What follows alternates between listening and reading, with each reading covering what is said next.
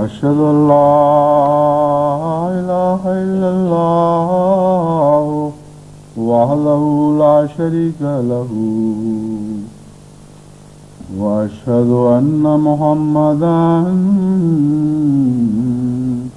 عبده ورسوله أما بعد فأعوذ بالله من الشيطان الرجيم بسم الله الرحمن الرحيم الحمد لله رب العالمين الرحمن الرحيم مالك يوم الدين إياك نعبد وإياك نستعين اهدنا الصراط المستقيم صراط الذين أنعمت عليهم غير المغضوب عليهم ولا الضالين ومن أظلم ممن منع مساجد الله أن يذكر فيها اسمه وسعى في خرابها أولئك ما كان لهم أن يدخلوها إلا خائفين ما كان لهم أن يدخلوها إلا خائفين لهم في الدنيا خزي ولهم في الآخرة عذاب عظيم ولله المشرق والمغرب فأينما تولوا فثم وجه الله إن الله واسع عليم. یہ دور عالم اسلام کے لیے بہت ہی دردناک دور ہے اور مسلمانوں پر بہت کڑے دن گزر رہے ہیں. ایک لمبا عرصہ ہو گیا ایک مصیبتوں کا اور ابتلاؤں کا سلسلہ جو جاری ہوا ہے وہ ختم ہونے میں نہیں آتا. ایک ابتلا کے بعد دوسرا ابتلا سر اٹھا لیتا ہے.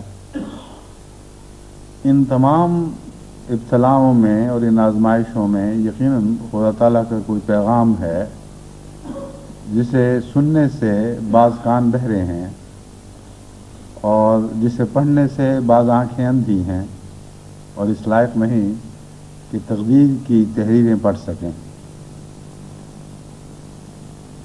کوئی وجہ نہیں کہ خدا تعالیٰ مسلمانوں کو ایسے ابتلا میں ڈالے جس ابتلا کے نتیجے میں دنیا سے ان کی ساکھ اٹھتی چلی جائے، دن بدن مظالم کا نشانہ بنتے چلے جائیں اور کوئی ان کا پرسان حال نہ ہو. قرآن کریم نے دو قسم کے ابتلاؤں کا ذکر فرمایا ہے. ایک وہ ابتلا ہے جو ابتلاء حسنہ ہے، حسن ابتلا یعنی اچھا ابتلا. قرآن کریم فرماتا ہے کہ اللہ تعالیٰ اپنے مومن بندوں کو اچھے ابتلاؤں میں ڈالتا ہے. اچھے ابتلا کی تعریف یہ ہے کہ جب اس ابتلا سے مومن گزرتا ہے تو پہلے سے زیادہ صحت مند ہو کے گزرتا ہے، اس کے بہت سے بوجھ اتر چکے ہوتے ہیں، اس میں توانائی کی نئی قوتیں پیدا ہو چکی ہیں، وہ اس پہلو سے بھی نشو و نما دکھاتا ہے جس پہلو سے پہلے وہ نشو و نما سے عاری ہو چکا تھا. غزے کے نئی نامیاتی طاقتیں اس کے اندر پیدا ہو چکی ہیں، بڑھنے کی نئی قوتوں سے وہ آشنا ہو جاتا ہے. تو ہر ابتلا کے بعد جو ابتلا حسن ابتلا کہلا سکتا ہے، آپ دیکھیں گے کہ ہمیشہ الہی جماعتیں پہلے سے بہت زیادہ بڑھتی اور بڑھنے کی نئی نئی صلاحیتیں حاصل کرتی ہیں. صرف پہلی صلاحیتوں کو ہی نمود نہیں ملتی بلکہ نئے نئے مواقع ان کو میسر آتے ہیں، نئی صلاحیتیں پیدا ہوتی چلی جاتی ہیں۔ اور ایک ابتلا ہے جس میں کافر کو مبتلا کیا جاتا ہے، اس ابتلا کے نقشے قرآن کریم نے جا بجا کھینچے ہیں، اور ان سے پتہ چلتا ہے کہ یہ ابتلا ان لوگوں کی چہروں کی رونقیں چھین لیتے ہیں جن پر یہ ابتلا وارد ہوتے ہیں۔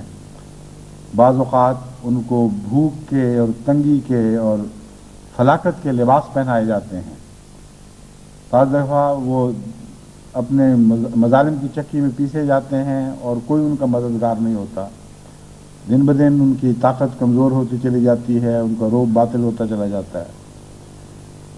تو یہ ابتلا ضروری نہیں کہ صرف کافروں کے لیے ہوں، بعض دفعہ تنبیہ کے ابتلا بھی ہوتے ہیں، ایک انتباہ ہے اور ایک خدا کی انگلی کا اشارہ ہے کہ دیکھو تمہاری آخری منزل یہ ہے، اگر تم نہیں سنبھلو گے، اپنے اخلاق درست نہیں کرو گے،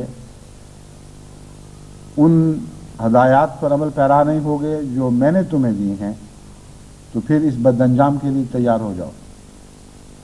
اس معاملے پر غور کرتے ہوئے مجھے سمجھ آئی کہ قرآن کریم کا دراصل ہر ابتلا فائدے ہی کا ابتلا ہے، ان معنوں میں کہ اس ابتلا میں تنبیہ پائی جاتی ہے۔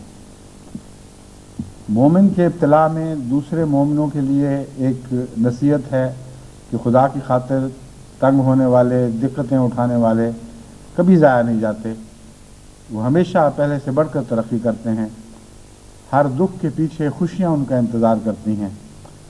تو باقی مومن جب اس ابتلا کو دیکھتے ہیں تو ان کے حوصلے بڑھتے ہیں، وہ ابتلاؤں کے لیے پہلے سے بڑھ کر اپنے آپ کو تیار ہی نہیں بلکہ آمادہ پاتے ہیں۔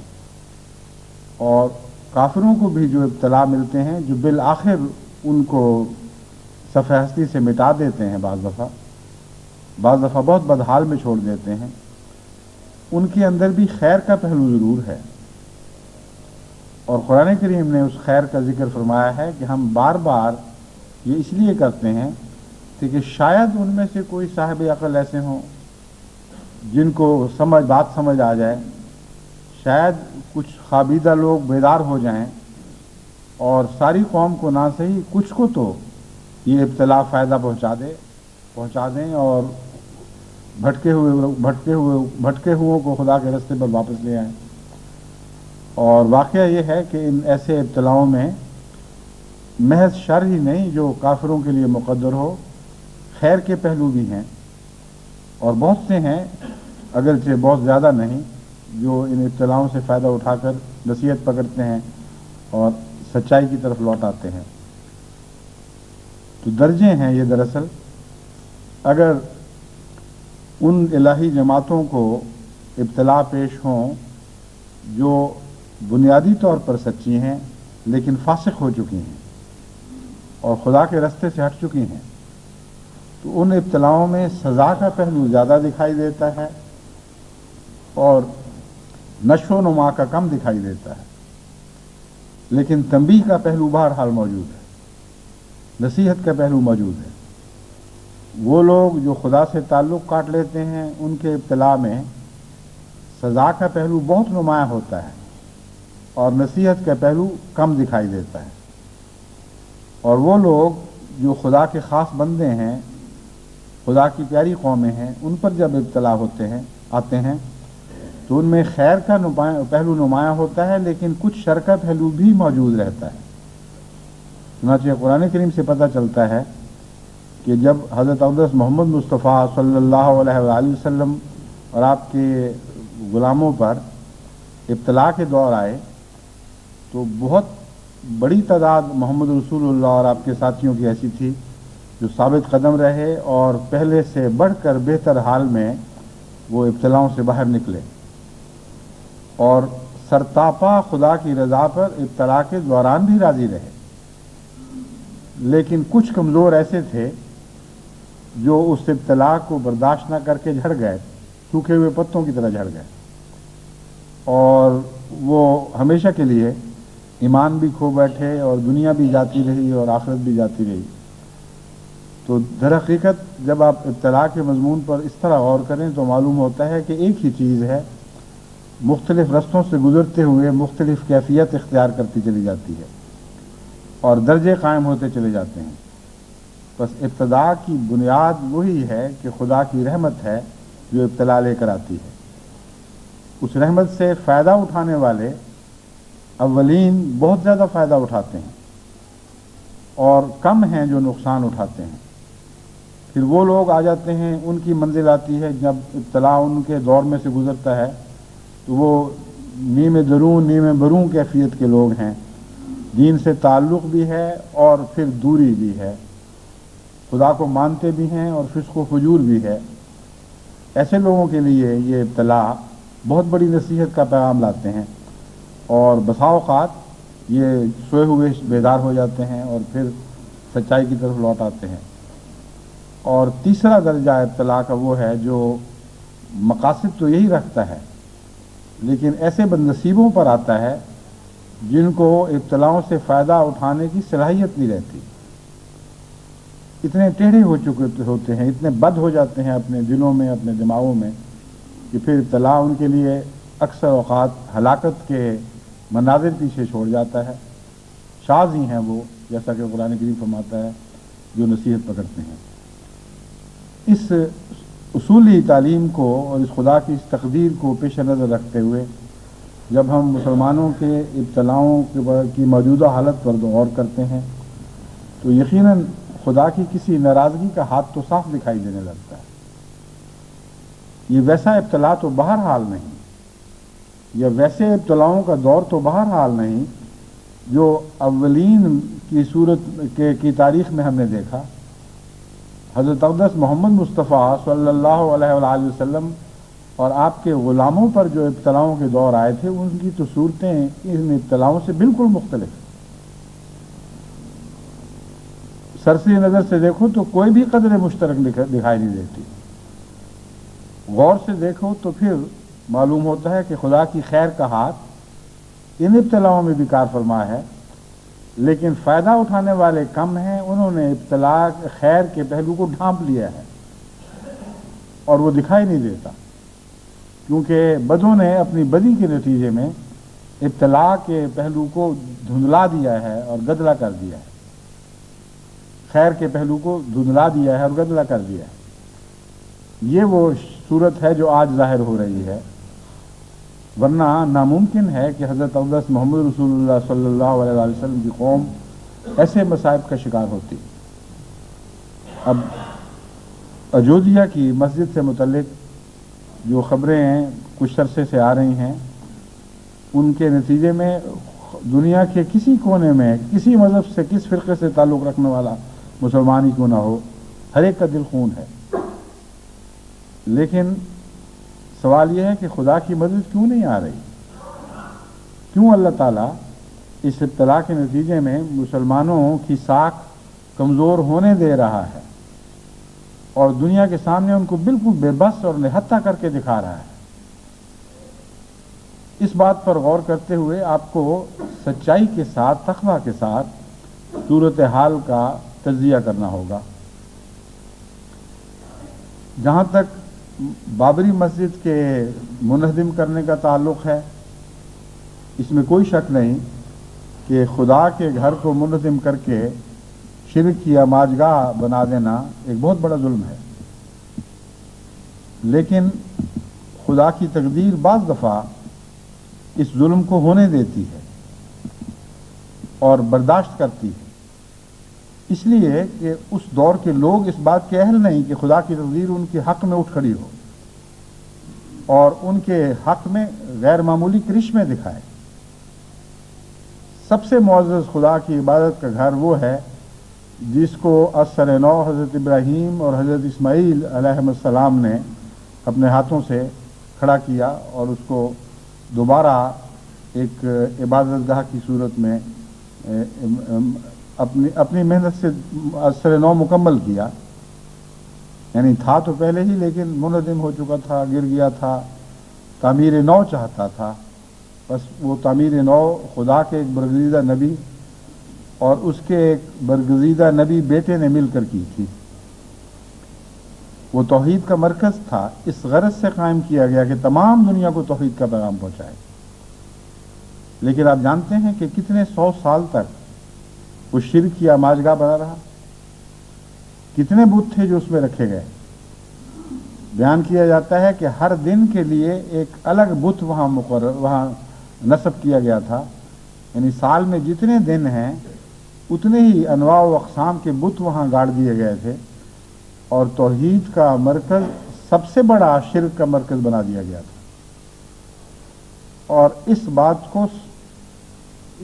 بات پر سینکڑوں سال گزر گئے، اور بظاہر خدا کی غیرت جوش میں نہیں آئی، اور بظاہر کوئی ایسی چیز دکھائی نہیں دیتی جس کے نتیجے میں ہم سمجھتے ہوں کہ اللہ تعالیٰ نے دوبارہ اس خدا واحد و یگانہ کی عبادت کے گھر کو عبادت کرنے والوں کے سپرد کر دیا ہو اور بتوں کو باہر نکال پھینکا ہو۔ آگے بڑھتے ہیں تو حضرت اقدس محمد مصطفیٰ صلی اللہ علیہ وآلہ وسلم کا انقلاب آفرین دور آتا ہے، جو اس قرآن کی اصطلاح میں سات تھی، ایک قیامت تھی جو برپا ہو گئی۔ صدیوں کے مردے زندہ کیے گئے، بہت تھے جو موت کے چنگل میں تھے، ان کو موت کے چنگل سے رہائی بخشی گئی، ایک عظیم روحانی انقلاب برپا ہوا۔ جب مواحد پیدا ہوئے تو باوجود اس کے کہ مشرکین کو غیر معمولی طاقت حاصل تھی اور غیر معمولی غلبہ نصیب تھا، ان کی طاقت اور غلبوں کے جال توڑ دیے گئے، کچھ بھی ان کا باقی نہیں چھوڑا گیا، اور اس گھر کو جو خدا کی وحدت کا توحید کا گھر تھا، توحید کا عالمی نشان تھا، خدا کی عبادت کی خاطر قائم کیا گیا تھا، ان بندوں کے سپرد کیا گیا جو مواحد بندے تھے، جو توحید کا حق ادا کرنا جانتے تھے، جو عبادت کی خاطر پیدا کیے گئے تھے، اور عبادت کی خاطر محمد رسول اللہ صلی اللہ علیہ وآلہ وسلم نے خود ان کی پرورش فرمائی، خود ان کو تربیت دی تھی۔ بس جب وہ مواحدین دنیا میں آ گئے جو اس گھر کے لائق تھے، تو اس گھر کو غیر اللہ سے آزاد کروا دیا گیا۔ اس میں بہت گہرا سبق ہے۔ سبق اس میں یہ ہے کہ ظاہری چیزوں کا ایک مرتبہ اور مقام اس لیے بنتا ہے کہ کچھ لوگ نیک ان سے وابستہ ہوتے ہیں، کچھ پاک بندے ان سے وابستہ ہوتے ہیں تو وہ جگہ مقدس کہلاتی ہیں، کچھ بد اور گندے لوگ ان سے وابستہ ہوتے ہیں تو چیزیں پلید کہلاتی ہیں۔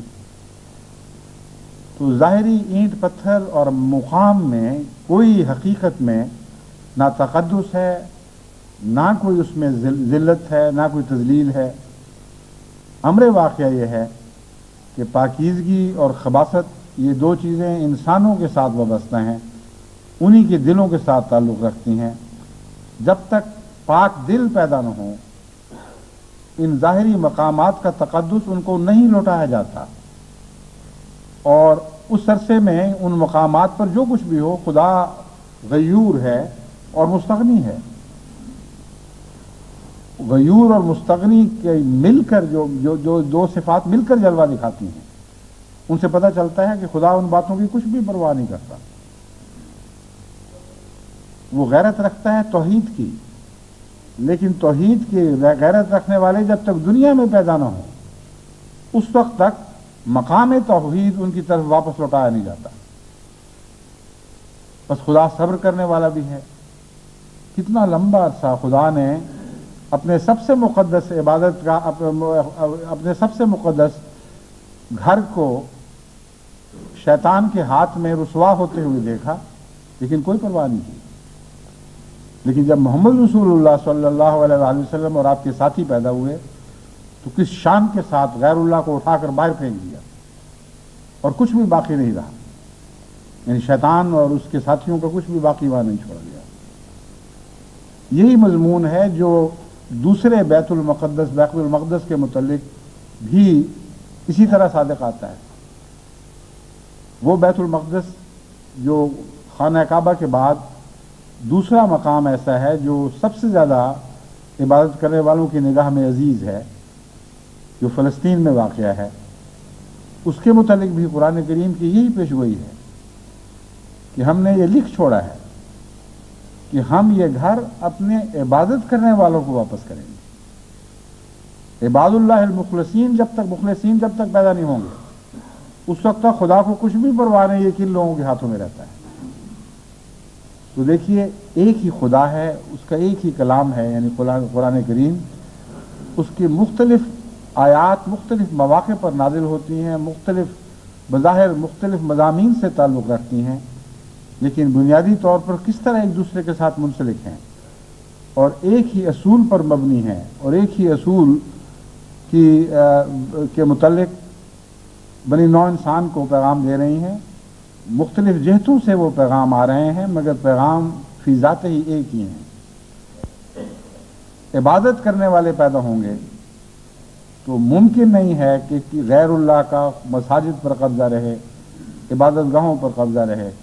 اگر سچی عبادت کرنے والے نہیں ہوں گے یا خدا سے تعلق بگڑ چکے ہوں گے تو پھر خدا کی غیرت کوئی جوش نہیں دکھائے گی۔ اس کی طرف عالم اسلام کو توجہ کرنی چاہیے اور فکر کرنی چاہیے، اپنے رد عمل کا جائزہ لینا چاہیے، معلوم کرنا چاہیے کہ کس حد تک خدا کی خاطر انہوں نے ایسا کیا، کس حد تک قومی دشمنیوں اور دیرینہ عداوتوں کے نتیجے میں ایسا کیا گیا۔ اگر خدا کے گھر کی محبت کے نتیجے میں کوئی رد عمل دکھایا جائے اور رد عمل دکھانے والا مخلص ہو اور خدا کی محبت میں واقعتاً سرشار ہو تو خدا کی تائید اس کے لیے ضرور اس کی حمایت میں ضرور کھڑی ہوگی۔ ناممکن ہے کہ اسے پشت پناہی کے بغیر خالی چھوڑ دیا جائے۔ بس اس وقت جو نظارہ دکھائی دے رہا ہے وہ ایسا ہی ہے جیسے مسلمانوں کا کوئی یار و مددگار نہیں رہا، حالانکہ قرآن کریم فرماتا ہے کہ مسلمان اور غیر مسلم میں بنیادی فرق یہ ہے کہ غیروں کا کوئی مولا نہیں ہے، لیکن مومنین کا مولا ہے۔ جو خدا کے ہیں ان کا ایک والی، ان کا ایک مددگار، ان کا ایک نصیر موجود ہے۔ بے سہارا لوگوں کے حالات اور ہوا کرتے ہیں، سہارے والوں کے اور ہوا کرتے ہیں، اور وہ جن کی پشت پر خدا کھڑا ہو، کیسے ممکن ہے کہ ان کے حالات بے سہاروں والے ہو جائیں؟ بس بنیادی فکر کا پیغام یہ ہے کہ کیا ہماری پشت پر خدا نہیں رہا؟ یعنی عالم اسلام کو اس بات پر غور کرنا چاہیے، اگر نہیں رہا تو کیوں نہیں رہا؟ وہ تو بے وفائی کرنے والا خدا نہیں ہے، یقیناً ہم نے بے وفائی کی ہوگی۔ بس مرض کو پکڑے بغیر جتنے چاہیں ہاتھ پاؤں ماریں، جس دنیا کے جس طبیب سے چاہیں علاج کروا بیٹھیں، ہرگز آپ کو فائدہ نہیں پہنچے گا۔ مرض کہیں اور واقع ہے، علاج کہیں اور ہو رہا ہے۔ رد عمل خالصتاً خدا کی خاطر نہیں ہے۔ اگر رد عمل خدا کی خاطر ہوتے تو ہندوستان میں اگر مسلمانوں کو زندہ آگ میں جلایا گیا تو پاکستان میں ایک واقعہ بھی ایسا نہیں ہونا چاہیے تھا کہ کسی ہندو کو زندہ آگ میں جلایا جاتا ہے۔ جو بد نمونے ان لوگوں نے دکھائے، اسلام کی تعلیم اس بات کی مسلمان کو اجازت ہی نہیں دیتی کہ وہ بد نمونے تم اپنی جگہ دکھاؤ۔ قرآن کی تعلیم بالکل واضح اور کھلی ہے، اور ایسی عظیم الشان انصاف پر مبنی تعلیم ہے کہ اس کی کوئی مثال دنیا کی کسی اور کتاب میں دکھائی نہیں دیتی۔ انتقام کی اجازت ہے، مگر ان لوگوں سے جن لوگوں نے وہ جرم کیا ہو، وہ لوگ جو اس جرم میں ملوث نہیں ہیں، ان سے ظالموں کا انتقام لینا ایک نیا ظلم ہے۔ اسے انتقامی کارروائی نہیں کہا جاتا۔ بس اگر کوئی کسی مسلمان کو آگ میں ڈالتا ہے، یا ہندو یا سکھ یا عیسائی کو آگ میں ڈالتا ہے، اس حد تک اس سے انتقام لینا جائز ہے کہ اس ظالم کو پکڑ آگ میں پھینکا جائے اور اسی طرح اس کو موت کی سزا دی جائے جس طرح اس نے ناحق ایک مظلوم انسان کو موت کے منہ میں جھونکا تھا۔ لیکن اس کی جگہ کسی اور مقام پر کسی اور معصوم کو پکڑ کر اس سے وہی سلوک کیا جائے، یہ تو کسی قیمت پر کسی پہلو سے بھی جائز فعل قرار نہیں دیا جا سکتا۔ قرآن اس کی مذمت فرماتا ہے، حضرت محمد رسول اللہ صلی اللہ علیہ وآلہ وسلم کو اسوہ حسنہ اس کی مذمت فرماتا ہے۔ کبھی حضرت اقدس محمد رسول اللہ صلی اللہ علیہ وآلہ وسلم نے ایک ظالم اور خبیث کا بدلہ کسی اور معصوم سے نہیں لیا۔ پھر عالم اسلام تو عبادت گاہوں کے تقدس کی حفاظت کرتا ہے۔ ظلم کی حد ہے کہ ایک جگہ اگر بعض مساجد جلائی گئیں تو دوسری جگہ ان کی عبادت گاہیں مسمار کر دی گئیں۔ اس کا نتیجہ کیا نکلا؟ اس کا نتیجہ یہ نکلا کہ جن جگہوں پر ایک یا دو مسجدیں منہدم ہوئی تھیں، یعنی ہندوستان میں جب مسلمانوں نے مندر جلانے کا رد عمل دکھایا تو 20 اور مساجد اس کے نتیجے میں منہدم کر دی گئی۔ یہ ایک موٹی عقل سے تعلق رکھنے والی بات ہے۔ عقل کا تقاضا ہے کہ انسان صورتحال کا جائزہ لے کر ایسا انتقام نہ لے جس سے اس کے مظلوم بھائی اور مصیبتوں میں مبتلا ہو جائیں۔ جس گھر کی تقدس کی خاطر، یعنی خدا کے گھر کی تقدس کی خاطر وہ کوئی اقدام کرتا ہے، ایسی جوابی کارروائی تو نہیں ہونی چاہیے کہ اور بھی کثرت سے خدا کے گھر منہدم کروائے جائیں۔ بس ایک جاہلانہ فعل ہے۔ اگر عالم اسلام یہ رد عمل دکھاتا کہ ان کو کہتا کہ تم انسان نہیں ہو اگر، تو ہم تو انسان ہیں، تمہاری بتوں نے تربیت کی ہے اگر کوئی بت ہیں، ہماری خدا واحدہ لا شریک نے تربیت کی ہے، ہماری محمد رسول اللہ نے تربیت کی، ہم ان بدبختیوں میں مبتلا نہیں ہو سکتے جن میں تم ہو رہے ہو۔ اگر خدا ہمیں طاقت دے تو ہم ظالم سے اس کے ظلم کا بدلہ لے سکتے ہیں، مگر جاہلانہ طور پر جرم کوئی کرے اور اس کی سزا کسی اور کو دی جائے، اس کی ہمارا مذہب اجازت نہیں دیتا۔ اگر یہ اقدام کرتے اور ان کی عبادت گاہوں کی حفاظت کرتے، ہاں وہ کسی وجہ سے کسی قسم کی عبادت گاہیں ہوں، تو یقیناً اللہ کی نصرت ان کی تائید میں ظاہر ہوتی۔ آج جو مظالم ہوئے ہیں اس کا عشر اشیر بھی ظاہر نہ ہوتا۔ امر واقعہ یہ ہے کہ جو ہندو انتہا پسند ہے اس نے عمداً اس نیت سے یہ شرارت کی تھی کہ سارے ملک میں اس طرح آگ لگ جائے، مسلمانوں کا رد عمل ہو، پھر ہم ہندوؤں کو اور بھڑکائیں اور وہ حالات پیدا کر دیں کہ جس طرح ہمارا دعویٰ ہے ہندوستان صرف ہندوؤں کے لیے ہے، مسلمانوں کا اس سے کوئی تعلق نہیں۔ یہ نعرہ لے کر ہم اس آگ کو پھیلاتے رہیں، بھڑکاتے رہیں اور مسلمان معصوموں کو اس میں جھونکتے رہیں۔ یہ ان کا دعویٰ کھلا کھلا تھا، آج بھی ہے۔ جب تک خدا کی تقدیر ان کو سزا نہیں دیتی کل بھی یہی رہے گا۔ اس دعوے کی تائید میں بعض ظالمانہ کاروائیاں ایسی کی گئی ہیں باہر جو انتقامی کاروائیاں نہیں بلکہ خود وہاں کے ہندوستان کے نہتے مظلوم مسلمانوں پر مزید ظلم کرنے کے مترادف ہیں۔ بس نہ ان کاروائیوں میں ایمان کا نور ہے، نہ عقل کی روشنی ہے، محض جاہلانہ کاروائیاں ہیں جنہوں نے ویسے بھی اسلام اور اسلام کی مخالفانہ طاقتوں کو ایک دوسرے کے ساتھ مبہم کر کے دکھا دیا ہے۔ اب خبروں والے کہتے ہیں وہاں بمبئی میں اتنے بچے جلائے گئے اور کوئٹے میں اتنے بچے جلائے گئے، ہندوستان میں اتنے مساجد برباد کی گئیں، منہدم کی گئیں، اور پاکستان میں اتنے مندر منہدم کیے گئے۔ تعداد کا فرق رہا، جرم کی نوعیت میں تو کوئی فرق نہیں، غیر انسانی حرکتوں میں تو کوئی فرق نہیں رہا۔ بس وہ لوگ جنہوں نے محمد مصطفیٰ صلی اللہ علیہ وآلہ وسلم کے دین کو اس طرح غیر اللہ کے دین سے متشابہ کر کے دکھایا ہے، انہوں نے بڑا بھاری ظلم کیا ہے۔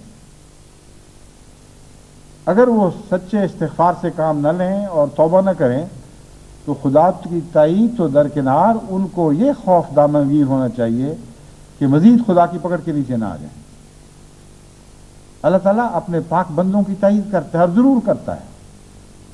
حضرت محمد رسول اللہ صلی اللہ علیہ وآلہ وسلم کو عددی لحاظ سے اس سے کم حیثیت تھی جو آج عرب کے مشرکین کے مقابل پر اس سے کم حیثیت تھی، جتنی آج ہندوستان کے مسلمانوں کو وہاں کے مشرکین کے مقابل پر حیثیت ہے۔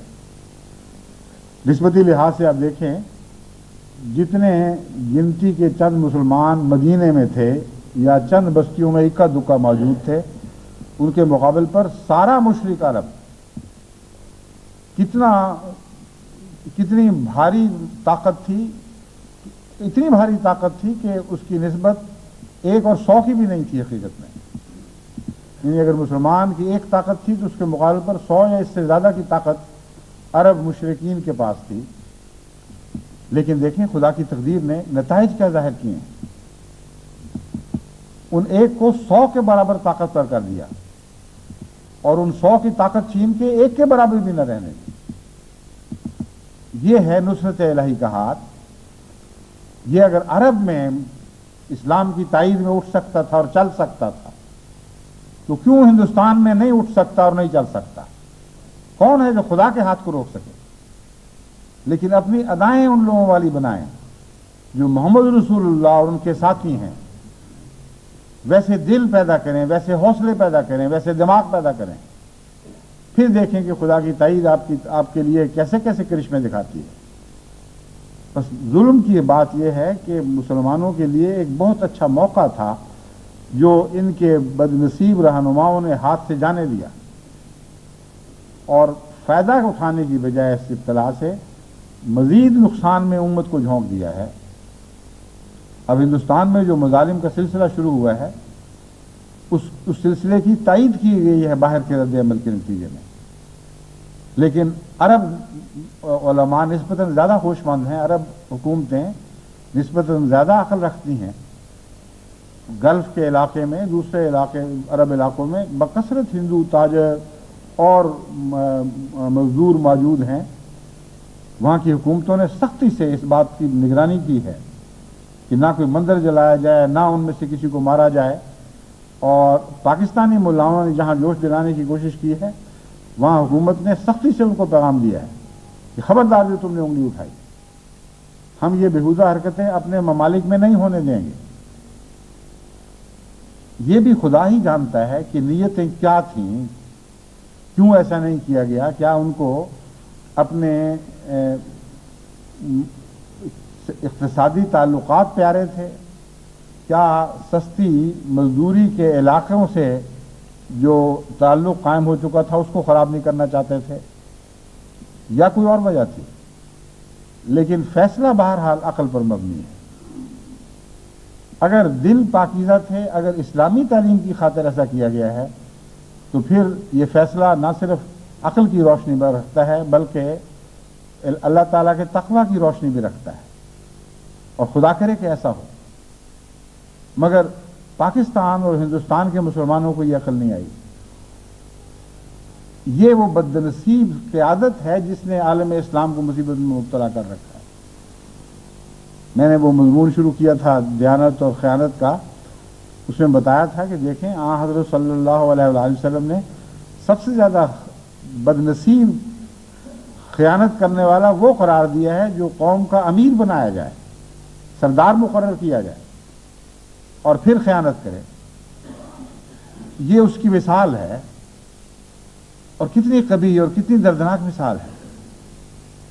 مسلمان رہنماؤں نے اگر ہندوستان اور پاکستان میں محمد رسول اللہ صلی اللہ علیہ وآلہ وسلم کی اسوہ سے روشنی حاصل کر کے اقدام کیے ہوتے تو بالکل مختلف اقدام ہوتے، اور ان اقدامات کی روشنی میں یہ دردناک حالات اگر پیدا ہوتے بھی تو آگے بڑھ نہ سکتے۔ لیکن اب یہ سلسلے آگے بڑھنے والے نظر آتے ہیں، آگے بڑھتے ہوئے دکھائی دیتے ہیں۔ اتنے دردناک مظالم مسلمانوں پر ہو رہے ہیں کہ مجھے جو وہاں کی جماعتوں کے احباب کی طرف سے خطوط ملتے ہیں ان سے پڑھ کر پتہ چلتا ہے کہ اخبارات میں تو کچھ بھی نہیں، آنکھوں دیکھا حال جن لوگوں نے لکھا ہے بہت ہی دردناک حالات ہیں، اور معلوم ہوتا ہے کہ یہ رکنے والے نہیں ہیں، یہ آگے بڑھیں گے، اور اس میں گہری سازشیں ہیں۔ لیکن باوجود اس کے کہ یہ لوگ مشرک ہیں، باوجود اس کے کہ فی الحقیقت اسلام سے دشمنی رکھتے ہیں، اور اس کے علاوہ پاکستان سے ایک روایتی دشمنی چلی آ رہی ہے جو اس مذہبی دشمنی پر مستزاد ہے، لیکن پھر بھی ان کی حکومتوں کو، ان کے سربراہوں کو اتنی عقل ضرور ہے کہ دنیا کو منہ دکھانے کے لیے کچھ نہ کچھ کوشش کریں۔ وہ اپنے عیوب کو، اپنی غلطیوں کو اس طرح ڈھانپ کر آگے بڑھتے ہیں کہ دیکھنے والے کو بتا سکیں کہ ہاں یہ بدیاں تو ہیں لیکن ہمارے اختیار سے باہر تھیں، ہم ان کی تائید میں نہیں ہیں۔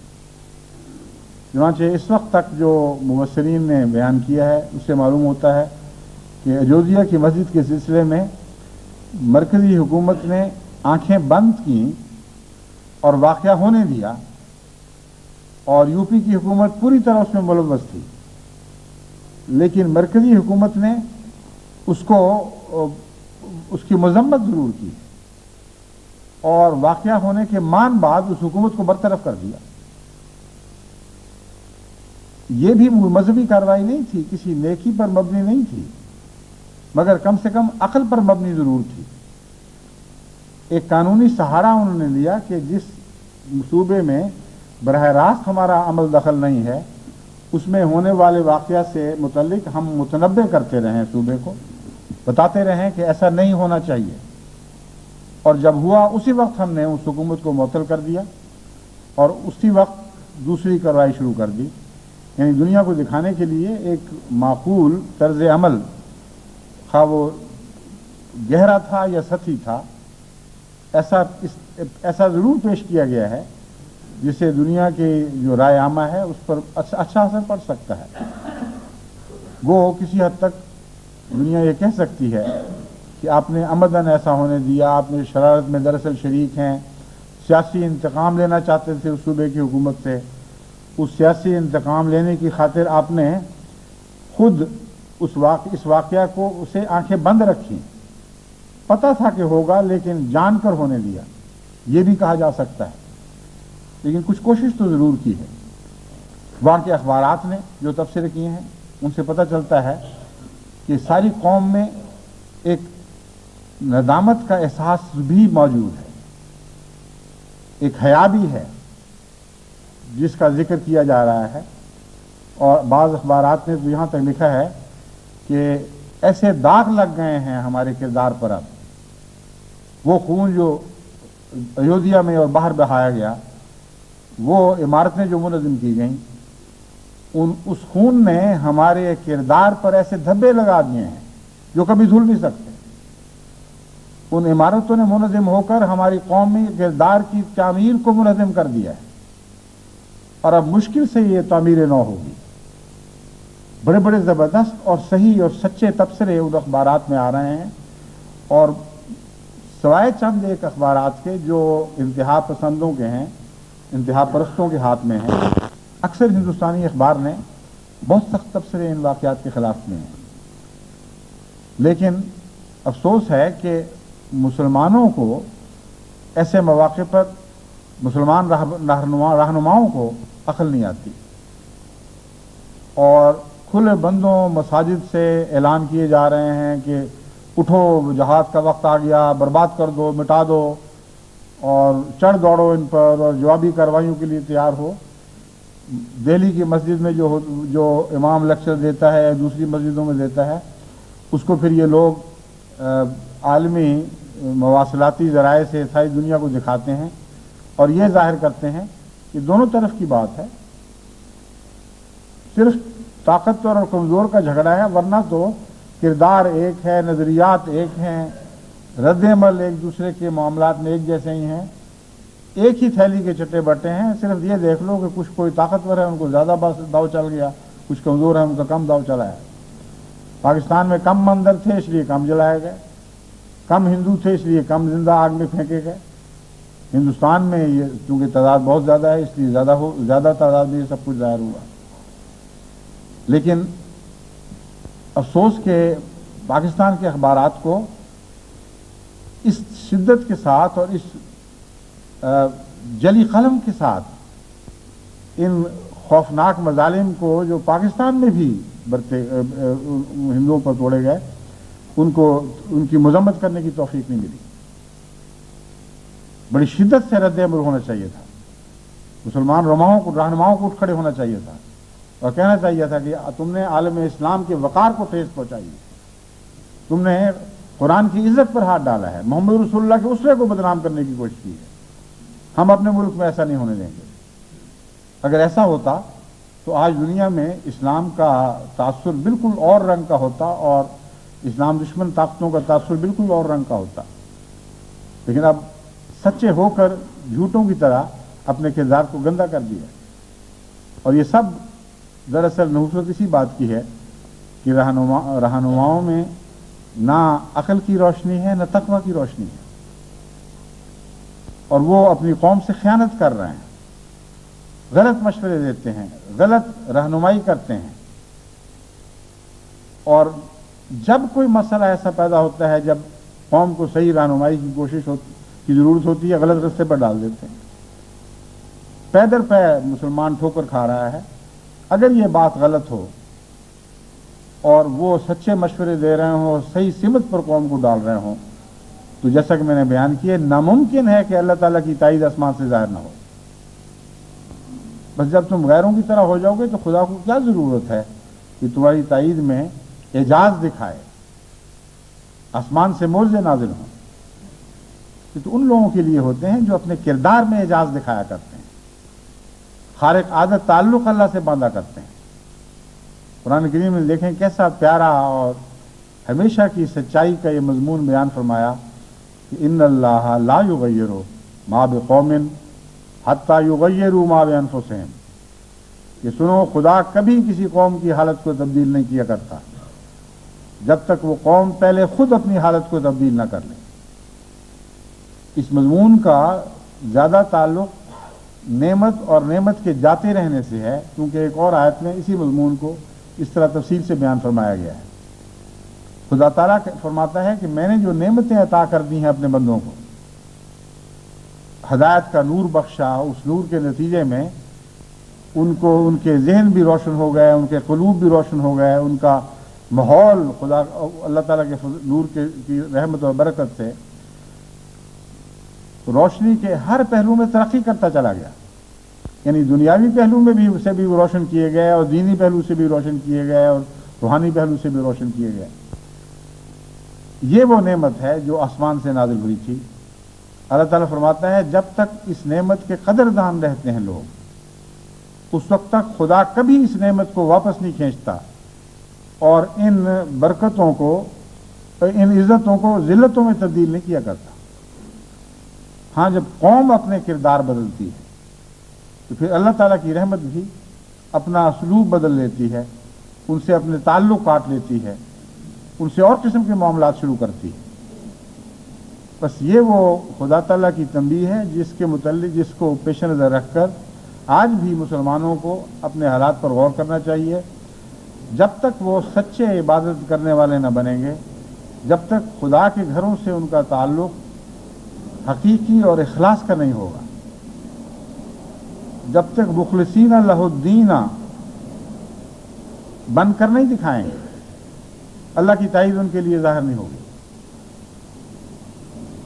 میں نے جیسا کہ بیان کیا تھا، دیکھنا یہ ہے کہ رد عمل سیاسی ہے یا مذہبی ہے۔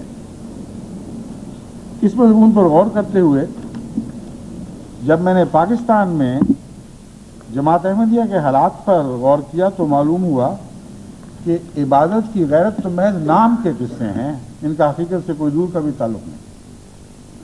خدا کے گھر کی محبت کے نتیجے میں یہ رد عمل نہیں دکھایا جا رہا، یہ محض سیاسی اور قومی دشمنیوں کے نتیجے میں ہے۔ اس پہلو سے عالم اسلام کو یقیناً اکٹھا ہو کر قومی غیرت کے تقاضے بھی پورے کرنے چاہیے، لیکن اس کو اسلام اور دین کے ساتھ گڈمڈ کر کے باہم اختلاط کر کے نہیں دکھانا چاہیے۔ اگر اعلیٰ درجے کا تقویٰ نہیں تو کم سے کم سیدھی سادھی سچی بات کرنے کی عادت ڈالو۔ مسجدوں کی محبت کے نتیجے میں ایسا نہیں ہوا، کیونکہ یہی مسلمان ایک دوسرے کی مسجدیں بھی جلاتے ہیں، ان کو منہدم کرتے ہیں، شیعوں کے مقدس مقامات برباد کیے جاتے ہیں اور جلائے جاتے ہیں، سنیوں کے جلائے جاتے ہیں، پاکستان میں لاہور میں بھی ایسے واقعات ہوئے، پشاور میں بھی ایسے واقعات ہوئے، کراچی میں ایسے واقعات ہوئے، سندھ میں بکثرت ایسے واقعات بار بار ہوتے رہے۔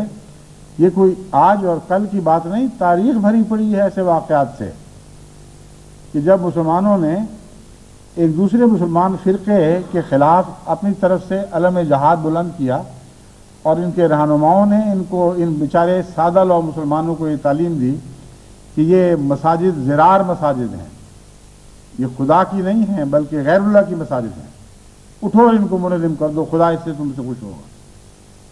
بس اگر اس خدا کے نام پر خدا کے گھروں کو برباد کرنے کی تعلیم کو قوم برداشت کر لے اور یہ عادت اس کی تاریخ کا حصہ بن چکی ہو، تو پھر جب غیر ایسی حرکت کرے تو اس کو کس منہ سے تم تانا دے سکتے ہو؟ اس کو کس منہ سے کہہ سکتے ہو کہ تم بڑا ظلم کر رہے ہو کہ اللہ کی عبادت کرنے والے گھروں پر تم نے ظلم کا ہاتھ اٹھایا ہے اور عبادت کے گھروں کو منظم کیا ہے۔ جماعت احمدیہ کی حالیہ تاریخ میں سے چند حقائق میں آپ کے سامنے رکھتا ہوں، اس سے آپ کو اندازہ ہو جائے گا کہ جہاں تک خدا کے گھر کی عزت اور احترام کا تعلق ہے، کس حد تک وہ عزت آج پاکستان کے علماء کے ذہن پر روشن ہے یا ان کے دلوں میں جاگزین ہے یا ان کی رخ معین کرتی ہے۔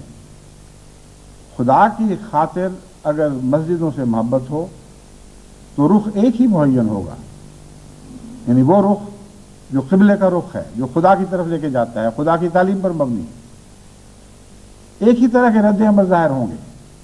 یہ ہو ہی نہیں سکتا کہ محبت خدا کی ہو اور آپس کی دشمنیوں کے نتیجے میں خدا کے گھر کی بربادی کے رد عمل مختلف ہو جائیں۔ خدا قدر مشترک ہے، وہ ہم سب کا خالق و مالک ہے۔ جب اس کے گھر کی عزت پر ہاتھ ڈالا جائے تو اس سے محبت کرنے والے کا رد عمل لازماً ایک ہوگا، خواہ وہ کسی فرقے سے تعلق رکھنے والی مسجد ہو یا خدا کا گھر ہو۔ اس پہلو سے جو ہم دیکھتے ہیں تو آئیے میں آپ کو بتاتا ہوں، شکوے کے طور پر نہیں، سمجھانے کی خاطر کہ دیکھو کل تک جو تم حرکتیں کیا کرتے تھے، آج اللہ کی تقدیر نے تمہیں آئینہ دکھایا ہے اور تمہیں بتایا ہے کہ خدا کے حضور یہ حرکتیں پسندیدہ نہیں ہیں اور پکڑ کے بغیر نہیں چھوڑی جائیں گی۔ تقویٰ سے کام لو اور خدا کی انگلی کے اشاروں کو دیکھو اور سمجھو۔ پاکستان میں جو احمدی مساجد شہید کی گئی ہیں،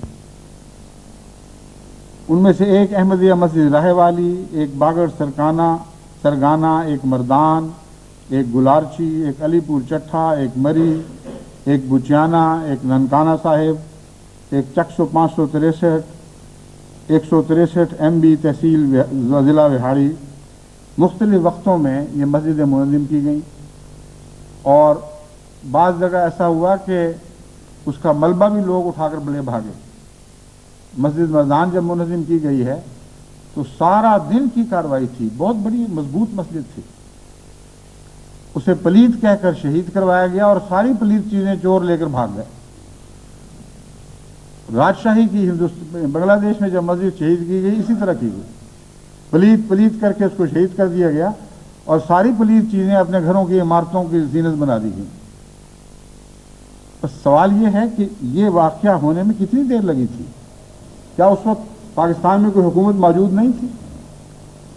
کیا ان علماء کو جنہوں نے ان مسجدوں کو شہید کرنے کی تعلیم دی تھی، ان کو علم نہیں تھا کہ یہ خدا کی عبادت کے گھر ہیں اور خدا کی عبادت کے لیے لوگ یہاں اکٹھے ہوتے ہیں؟ کیا یہ مساجد نہیں تھیں؟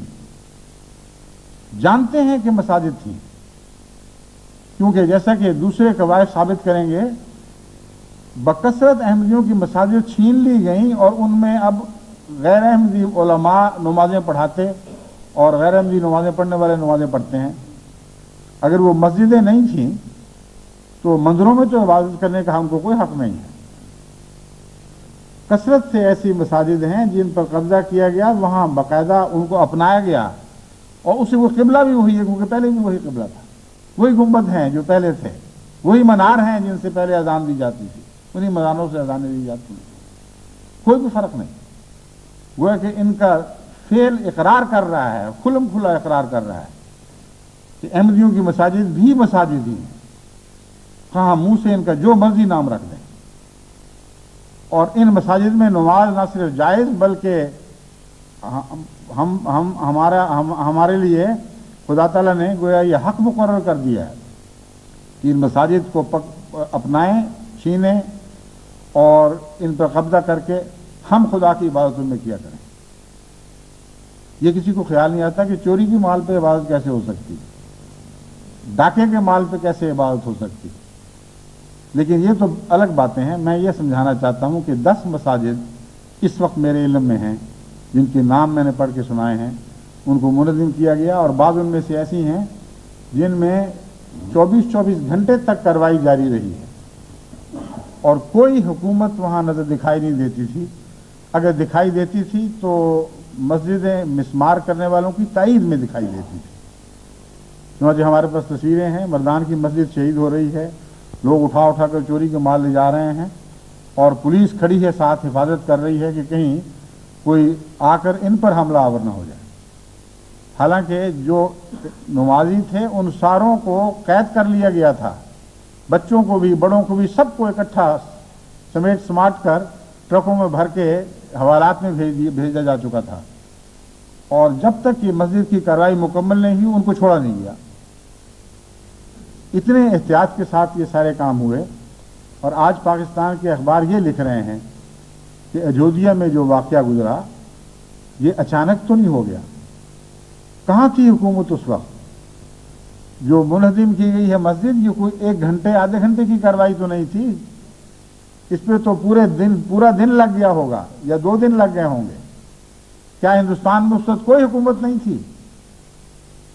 اور پھر اخبارات نے یہ لکھا ہے کہ حکومت تو تھی لیکن لوٹنے والوں اور منظم کرنے والوں کی تائید میں کھڑی تھی. پولیس ان کے ساتھ شامل تھی، فوج ان کے ساتھ شامل تھی،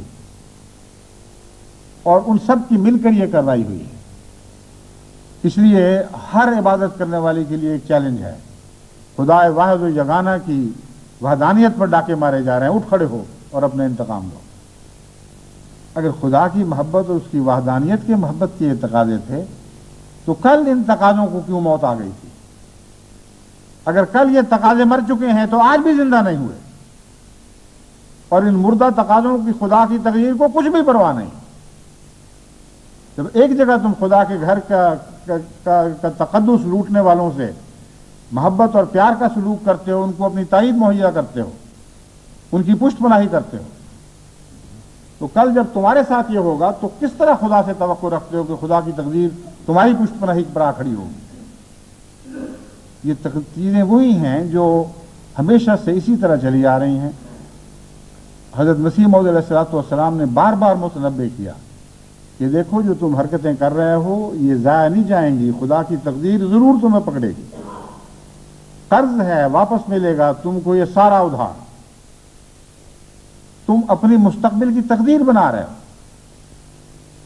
حقیقت یہ ہے کہ آج کا خائن عالم ہے جو کل کے مسلمانوں کی بربادی کا ذمہ دار ہے، اور کل کا خائن عالم تھا جو آج کے مسلمانوں کی بربادی کا ذمہ دار ہے. اس خائن کو پکڑو، اس سے حساب لو.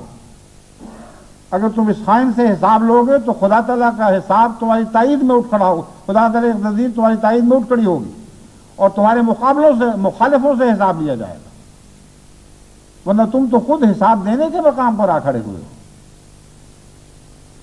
ایک واقعہ نہیں، 2 واقعہ نہیں، بار بار مساجد کی بے حرمتی کی گئی، ان کو ظلموں کا نشانہ بنایا گیا، عبادت کرنے والوں کو رستوں میں گھسیٹا گیا، ان کو مارا گیا، ان کو اس بات کی سزا دی گئی کہ کیوں تم خدا کی عبادت کر رہے تھے. اور اب جب یہ سب کچھ ہو رہا ہے تو اچانک غیرت دینی اٹھ کھڑی ہوئی ہے اور ساری دنیا میں شور برپا کر دیا گیا ہے کہ ہم مسجدوں کی بے حرمتی برداشت نہیں کر سکتے. اپنے ہاتھوں سے کرتے رہے اور کرتے ہو. کیا اس کا یہ نتیجہ نکالا جائے گا کہ خدا تعالیٰ نے یہ فرمان جاری فرما دیا ہے کہ میری عبادت کرنے والی، میری عبادت گاہوں کی بے حرمتی کا حق صرف مسلمانوں کا ہے، ساری دنیا میں ان کو کھلی چھٹی ہے. جب چاہیں میری عبادت کے گھر کو مسمار کریں، برباد کریں، قرآن کریم کو جلائیں، گلیوں میں پھینکیں، کسی اسلامی حکومت کا حق نہیں ہے کہ ان کو سرزنش کرے۔ لیکن ہاں غیروں کو حق نہیں ہے کہ وہ کوئی خدا کا معبد تباہ کریں۔ وہ جب کریں گے تو تمہیں جوابی کارروائی کا حق ہے، تم کرو گے تو تمہاری اپنی چیز ہے، کیوں نہ کرو؟ خدا کے گھر اور کس کا ہے؟ تمہارا ہی تو ہے، جو چاہو اس پر کر گزرو۔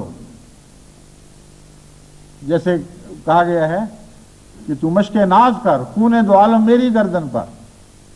گویا خدا ان کو یہ کہتا ہے کہ میرے تقدس کو برباد کرتے رہو، اس کا خون میں اپنی گردن پر لیتا ہوں، میں تمہیں کہتا ہوں جاؤ اٹھو اور جو مرضی کرو، تم مالک ہو، تمہاری چیز ہے، جو چاہو کرتے کرو۔ ہاں غیروں کو نہ کرنے دینا، غیر کریں گے تو پھر غیرت دکھانا۔ یہ اسلامی تعلیم ہے، یہ اللہ کی محبت پر مبنی تعلیم ہے، ہو ہی نہیں سکتا۔ جاہلانہ باتیں، اور ان جاہلانہ باتوں کو تم نے برداشت کیا ہے اور قبول کیا اور اپنا لیا ہے، اپنی سنت کا حصہ بنا لیا ہے۔ ایک انگلی نہیں اٹھی بنگلہ دیش میں جس نے ان ظالموں اور بد کرداروں کو روکنے کی کوشش کی۔ ایک انگلی پاکستان میں نہیں اٹھی جس نے اتنی مسجدوں کی شہادت کے وقت ان ظالموں اور بد کرداروں کو روکنے کی کوشش کی۔ لیکن بنگلہ دیش میں ایک شرافت ضرور ہے کہ بنگلہ دیش کے اخباروں اور دانشوروں اور سیاستدانوں نے ان واقعات کی مذمت ضرور کی، آگے بڑھ کر روکنے کی توفیق نہیں تھی تو مذمت تو ضرور کر دی، وہ ایمان کے ادنا تقاضے تو ضرور پورے کر دی۔ حضرت صلی اللہ علیہ وآلہ وسلم نے یہ تصویر کھینچی ہے کہ اعلیٰ ایمان تو یہ ہے کہ آگے بڑھو اور بدی کو روک دو۔ اگر ہاتھ سے نہیں روک سکتے تو زبان سے روکو، کم سے کم اگر زبان سے نہیں روک سکتے تو برا تو مناؤ۔ پاکستان میں کتنے ہیں جنہوں نے زبان سے روکا ہو، جنہوں نے آواز اٹھائی ہو؟ اب کہیں کہیں یہ آواز اٹھنے لگی ہے، مگر اس سے پہلے تو مکمل خاموشی تھی۔ بس یہ بھی تو باتیں ہیں جن کی طرف دھیان جاتا ہے، اور اس وجہ سے میں ان حقائق کو جو بہت تلخ ہیں آپ کے سامنے رکھ رہا ہوں کہ حقیقت میں ان کا مسلمانوں کے اس بدقسمتی کے دور کا علاج یہ ہے، یہ مسلمان رہنماؤں کو ان غلطیوں کی طرف متوجہ کیا جائے اور مشورہ دیا جائے کہ بیماری یہاں واقع ہے، اس بیماری کو دور کرنے کی طرف توجہ دو، پھر خدا کا فضل ضرور نازل ہوگا۔ وہ مساجد جو ہندوستان میں منظم کی گئی ہیں وہ ہمارے دل پر اس سے زیادہ گراں وہ ظلم ہمارے دل پر اس سے زیادہ گراں گزر رہے ہیں جو تمہارے دلوں پر گزرتے ہیں، کیونکہ ہمیں خدا کی عبادت سے محبت ہے، عبادت گاہوں سے تعلق ہے۔ دنیا میں کہیں بھی کوئی عبادت گاہ مسمار کی جائے گی تو احمدی کے دل پر اس کا ملبہ اس طرح گرے گا جس سے اس کے دل پر چوٹ لگانے کی خاطر ایک ایک اینٹ اوپر سے گر رہی ہے۔ لیکن تمہیں تو عادت ہے، تمہیں تو اس بات کا ایک تجربہ ہے کہ کس طرح گھر برباد کیے جاتے ہیں، تمہیں کیوں تکلیف ہو رہی؟ بس احمدی کو تکلیف ہے، تکلیف کی وجہ سے یہ میں بات بیان کر رہا ہوں۔ میں جانتا ہوں اس کے سوا حل ہی کوئی نہیں ہے۔ اگر تم بعد نہیں آؤ گے، اپنی اصلاح نہیں کرو گے، خدا کے تعلق کی بنا پر اپنے سوچ کی، اپنے قدروں کی اصلاح نہیں کرو گے، اگر اپنے قبلے درست نہیں کرو گے، اسی طرح بھٹکتے رہو گے، اسی طرح ظلم کا شکار رہو گے۔ تقوی سے کام لو اور تقوی کی حکومت کو قائم کرو۔ آج سارے پاکستان کے اخبار ہندوستان کو تانا دے رہے ہیں کہ کیا ہوئی تمہاری سیکولر حکومت، کیا ہوا تمہارا سیکولر فلسفہ، اس ملبے کے ڈھیر کے نیچے تمہارا سیکولرزم بھی دب کے مر گیا۔ لیکن کل احمدی مساجد جو مسمار ہو رہی تھی ان کے ملبے کے نیچے کیا چیز دب کے مری تھی؟ کبھی تم نے سوچا ہے؟ وہ اسلام جس کا تم دعویٰ کر رہے تھے، وہ فرضی اسلام اس ملبوں کے ڈھیر کے نظر ہو گیا تھا۔ وہ اعلیٰ قدریں جن کے تم دعویٰ کرتے تھے، وہ سب قدریں ان ڈھیروں کے نیچے دم توڑ گئی تھیں۔ بس بیماری کو پکڑو اور اس کی فکر کرو کہ کہاں واقعہ ہے اور کیوں واقعہ ہے۔ اس کا علاج تبھی ہوگا جب تم بیماری سمجھو گے۔ اور ایک ہی علاج ہے کہ تقوی سے کام لو، خدا کی محبت سے کام لو۔ وہ لوگ جو خدا کی عبادت کرتے ہیں جس طرح بھی کرتے ہیں ان کی راہ میں روک نہ بنو، کیونکہ اگر روک بنو گے تو اللہ تعالیٰ کی تقدیر تمہاری ہر ترقی کی راہ میں حائل ہو کر کھڑی ہو جائے گی، کسی میدان میں تمہیں آگے نہیں بڑھنے دے گی۔ یہی علاج ہے، یہی ایک طریق ہے۔ ہم بھی دعا کر رہے ہیں اور دن بدن ہمارے دل زیادہ اداس اور غمگین ہوتے چلے جاتے ہیں۔ بہت تکلیف میں ہے اس وقت جماعت، ساری دنیا سے جماعت کے جو خط مل رہے ہیں نہایت بے بسی کا عالم ہے۔ عجیب مصیبت ہے کہ دونوں طرف کے دکھ ہمیں سہرنے پڑ رہے ہیں۔ اب ہم پر جب مظالم ہوتے ہیں وہ بھی ہمارے دل پر ٹوٹتے ہیں، ہمارے ظلم کرنے والے بھائیوں پر جب مظالم ہوتے ہیں وہ بھی ہمارے دل پر ٹوٹتے ہیں۔ بلکہ امر واقعات یہ ہے کہ سچا مسلمان وہی ہے جو رحمت للعالمین حضرت محمد مصطفیٰ صلی اللہ علیہ وآلہ وسلم کا غلام ہے، جو صرف مسلمان کے دکھ سے دکھی نہیں ہوا کرتے تھے، ایک یہودی کے دکھ سے بھی دکھی ہو جایا کرتے تھے، ایک عیسائی کے دکھ سے بھی دکھی ہو جایا کرتے تھے، ایک مشرک کا دکھ بھی محمد رسول اللہ صلی اللہ علیہ وسلم کے دل کو تکلیف دیا کرتا تھا۔ اس رحمت للعالمین سے اپنا تعلق باندھو، اسی میں تمہاری نجات ہے، اور اسی کے ساتھ تمام اسلام کی ترقی کے راز وابستہ ہیں۔ ان رازوں کو سمجھو، اس پیغام کو سمجھو، اللہ تعالیٰ تمہیں ہر میدان میں ترقی عطا فرماتا چلا جائے گا۔ خدا کرے کہ جلد اہل اسلام کو ہوش آئے۔ ہم تو یہ کہتے کہتے مسیح موعود کے الفاظ میں تھک گئے ہیں، یہ باتیں کہتے کہتے کوئی اثر نہیں دکھاتے۔ شاید خدا کی ہماری دعائیں کام کر جائیں، شاید خدا کی تقدیر کبھی کوئی ایسا جھٹکا ان کو دے کہ جس سے آنکھیں کھلیں اور اس جھٹکے کے نتیجے میں خابیدگی کی حالت تبدیل ہو اور آنکھیں کھول کر یہ گرد و پیش میں ہونے والے واقعات کو دیکھ سکیں اور سمجھ سکیں اور ان پیغامات سے استفادے کی توفیق پائیں۔